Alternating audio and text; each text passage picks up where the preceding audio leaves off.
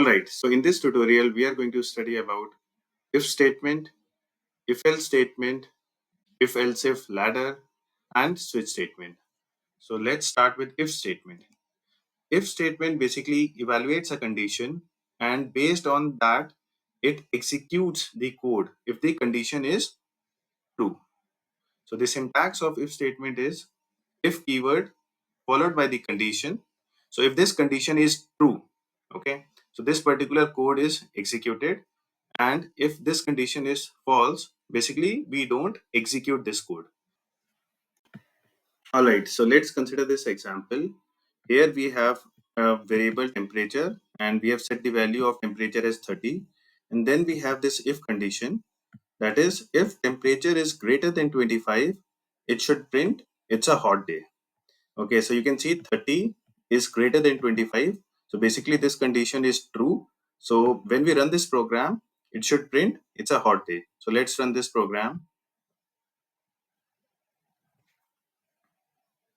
Okay, so you can see that it's a hot day is printed in the console. Now what if we change the value of temperature to say 20? Okay, so in this case 20 is not greater than 25. So this condition is basically false. So ideally it should not go inside this if condition, and it should not print anything on the console. So let's run this program now. Okay, so you can see that nothing is printed on the console. Coming to if else statement. So if else statement is almost similar to if statement. It's just like if the given condition with the if keyword is false, it goes to the else block and a certain code is executed. So the syntax of if else statement is like if condition. So if this condition is true, code 1 would be executed and it will not go inside the else block. However, if this condition is false, it will not go to the code 1 and it will go to code 2, which is in the else block. So basically, if this condition is false, the else block is executed. Now consider this example. Here we have a variable age and its value we have initialized with 19. And then we have a if else statement. And in if we have a condition that if the age is greater than or equal to 18, it should print you are eligible to vote. Otherwise, it should print you are not eligible to vote. So since 19 is greater than 18, so it should print you are eligible to vote. So let's run this. So you can see in the console, you are eligible to vote is printed. However, if we change the value of age to less than 18, say for example 16, so basically this if condition will become false since 16 is not greater than equal to 18. So in this case, it should go to the else block and it should print you are not eligible to vote. So there you go. You are not eligible to vote is printed. Coming to if else if ladder. So if else if ladder is used to test multiple conditions, and each condition is checked in sequence until one of them basically evaluates to true. And if none of them evaluates to true, it goes into else block. So this is the syntax. It will check the condition with the if statement, and if this condition is true, it will execute this code. Okay, and if this condition is false, it will go to the next if condition, which is this else if condition. And again, like it will check for this condition. If it is true, it goes into this code, and if it is false, it goes to the next if condition if available. In this case, we have only two if conditions, so it will then go to the else block and execute the code in case none of these two conditions are true. Consider this example.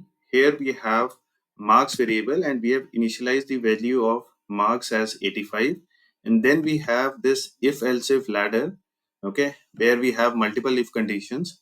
So let's see like what will be the output of this program. So since marks is initialized as 85, it will check this if condition. Is 85 greater than 90? Obviously not. So it will go to the next condition. It will check if marks is greater than 80, and since 85 is greater than 80, so certainly this condition is true. So it should print basically grade B in the console. So let's run this program. There you go, grade B is printed.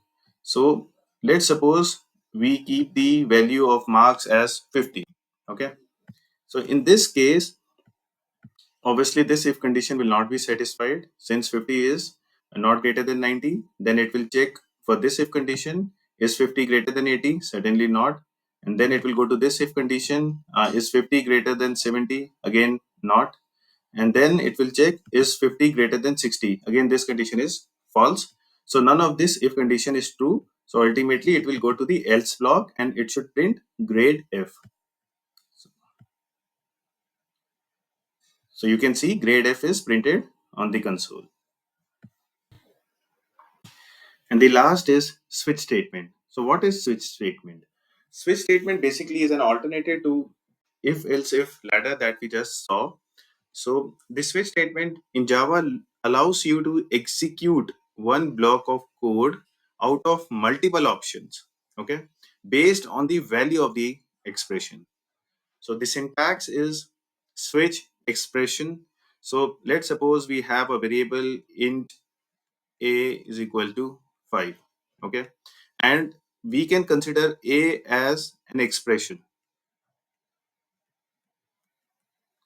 So in this case we will have switch statement which will have the expression a is equal to 5, and then we have multiple cases. So in this case we will have certain value, so it will try to match this value 1 with expression which is 5.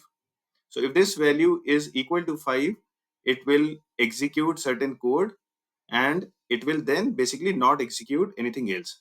However, if this value 1 is not 5, it will go to the next case and it will check for value 2. Again, if this value 2 is 5, it will run this code and it will not go further. However, if the value is not equal to 5, it will then go to the next case. So in this example, we have only two cases. So it will not, I mean, there is no third case present. So it will automatically go to the default case, and in default case we run code which we have written inside the default block. Okay, so let's see this with the help of an example. Okay, so here we have an integer variable day and we have initialized the value of day as 3. Now we have this switch statement where the expression is the day variable itself, and then we have multiple cases. So what it will do is it will match the value of day with these cases. So here we can see that case 3 will be true since case 3 value is 3. So it should ideally print Wednesday in the console. So there you go, it is printing Wednesday. Similarly, if we change the value of day variable to say, for example, 5. So in this case, 5 has system.out.println Friday. So it should print Friday. There you go, Friday is printed. And now let's suppose we keep the value of day to something which is not there or which is not covered in any of these cases. So let's keep the value of day say to 8. Okay, so 8 is not there in any of these cases, so it should go to default and it should print invalid day. There you go, it is printing invalid day. So if you like this video, please don't forget to subscribe my channel. Thanks for watching.